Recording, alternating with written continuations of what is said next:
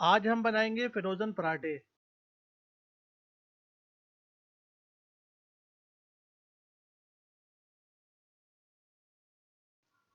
250 ग्राम मैदा,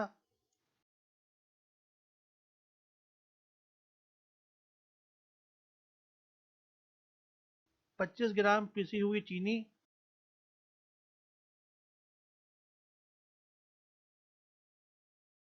5 ग्राम नमक या हस्बे ज़रूरत, 4 ग्राम ब्रेड इम्प्रूवर। इन सबको अच्छी तरह मिक्स कर लें।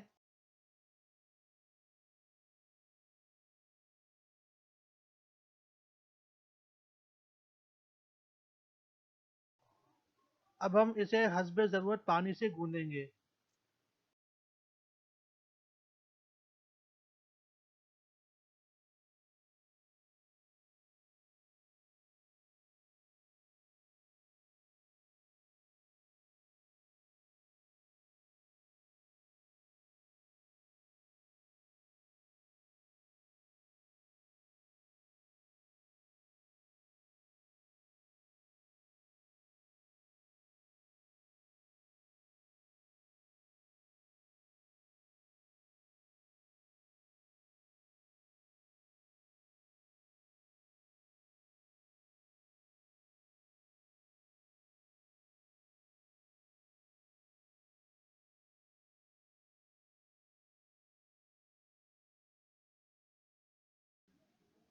इसे अब 30 मिनट के लिए रेस्ट देंगे।